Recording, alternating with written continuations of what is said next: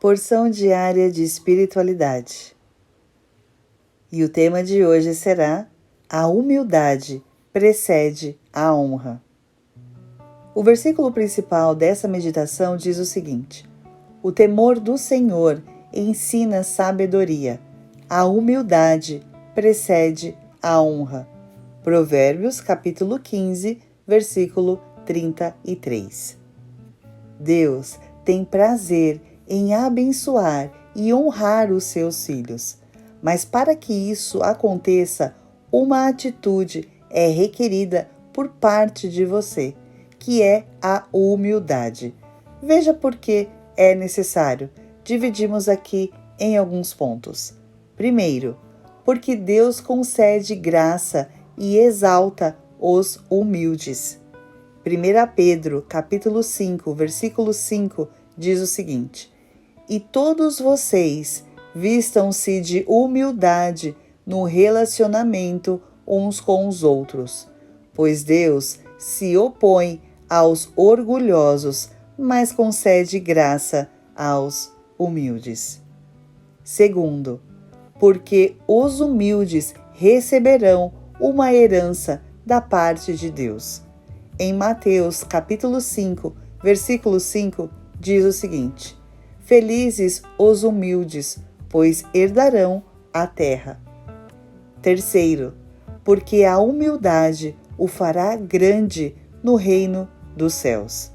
Em Mateus capítulo 18, os versículos 3 e 4 diz o seguinte: disse Jesus: eu lhes digo a verdade, a menos que vocês se convertam e se tornem como crianças, jamais entrarão no reino dos céus. Quem se torna humilde como esta criança é o maior no reino dos céus. Quarto, porque Deus olha para os humildes.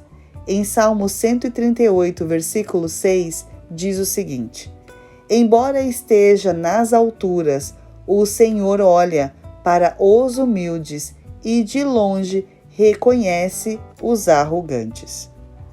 Quinto, porque a humildade precede a honra.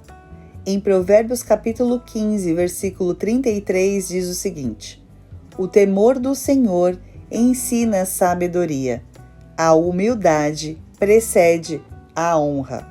Sexto e último, porque devemos imitar a Jesus. Em Filipenses capítulo 2, os versículos 5 ao 8 diz o seguinte: tenham a mesma atitude demonstrada por Cristo Jesus. Embora sendo Deus, não considerou que ser igual a Deus fosse algo a que devesse se apegar. Em vez disso, esvaziou a si mesmo, assumiu a posição de escravo e nasceu como ser humano.